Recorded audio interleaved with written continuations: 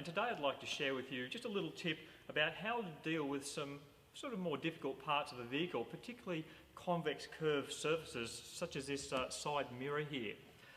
Often the way that you'll see people approach a mirror like this is that they'll first of all start off by applying the film to the flatter area and then start working up towards the edges here. But what you'll find is as you start to come around that curve, you start to get a lot of excess film building up.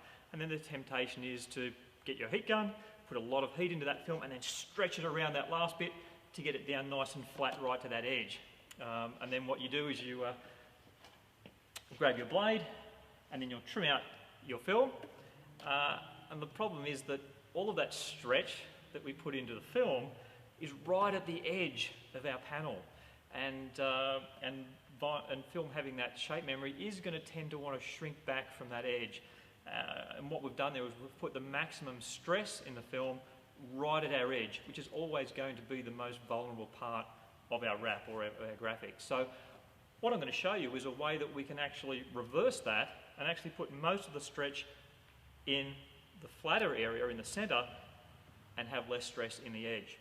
The mirror on the other side of this car actually has got a good example of what happens when you do this, when you do that stretching right to the edge. So let's go over and have a look at that. Okay, so on the mirror on this side you can see that it's been wrapped in the black carbon fibre, and the way that it was done was it was applied first to the flat area and then stretched around the curve, and then once it was fully applied, trimmed back to the edge. But what you can see is along this edge here the film actually has pulled back a little bit and we can see a little bit of exposed paint. And also on the inside edge here where there's quite a tight curvature, we can actually see that there's a very puckered edge of the film where it's actually pulled back and lifted off the surface as it's tried to go back to its original shape. So what we want to do is avoid that stretch right on our edge, because that is the most vulnerable part of our wrap. Okay, so the approach we're going to take is we're going to get our piece of film that we're going to use to wrap the mirror, and what we're going to do is before we actually apply it to the mirror, we're going to pre-stretch it. So we're actually going to take the bit of film, heat it up, stretch it so it's already in a stretched position. We'll then start applying that to the mirror, and then as we come to these curves, rather than having to put more heat and stretch it further, we'll actually use the heat to let it shrink back and mould itself around the mirror, so that the largest portion of the stretch in the film is going to be in the centre of the mirror and the edges will actually be quite unstressed. Okay, so I'm going to basically attach the film to the car with one edge and then use that to pull against to stretch it.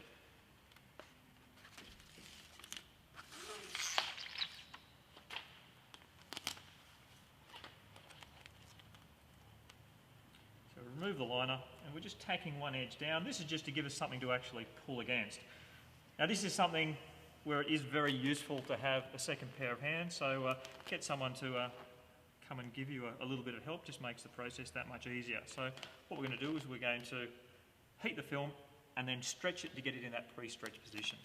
So I'm going to get Rob to come and give me a hand with this.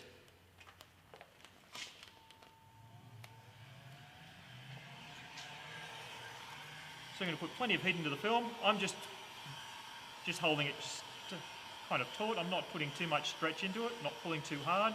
Because if I do pull really hard when it does have the heat gun on it, I'm likely to blow a hole in the film. So heating and stretching should be two separate operations. So we might bump that heat gun up to high and we'll put a whole bunch of heat into it, get it really nice and warm and soft.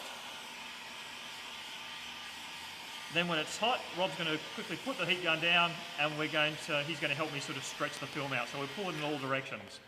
So it's now warm, I'm going to stretch it out, so Rob will grab the sides and also pull. So we're going to pull it out, you can see it stretching, now we're just going to hold it, and we're going to let it cool down so it will hold that shape, that stretched position.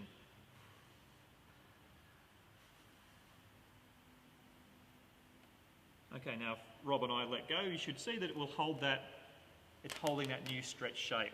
So what we've done is we've pre-stretched the film, so that now when we go to apply it to the mirror, we can actually use the heat to let it shrink back to its original shape. So now we're just going to pop it off the bonnet, off the guard. Rob's going to get the other side there and we're going to start to lay it onto the mirror. Okay, so we're going to pull good tension on the film to get it laying nice and flat as we lay it onto the flat part of the mirror first.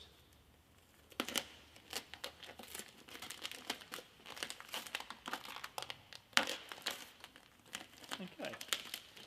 Now we'll take our squeegee and we can actually apply it to that flat area, down to the edge of the painted panel.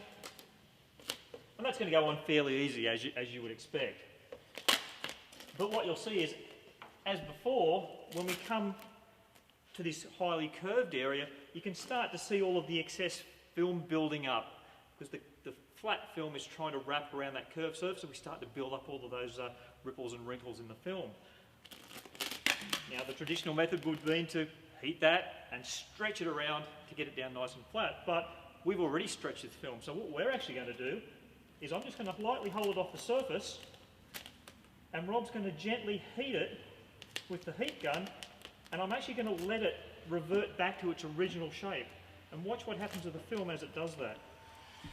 Okay, so Rob's going to gently heat that film, and I'm just going to support it and actually let it shrink back to its original shape. And you'll watch as it shrinks, it just nicely takes on that curve.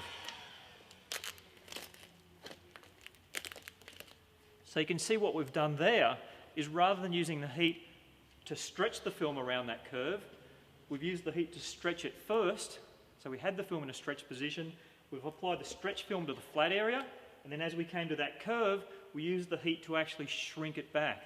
So the most stressed part of our film is actually on this flat area, which is very, very unlikely to lift.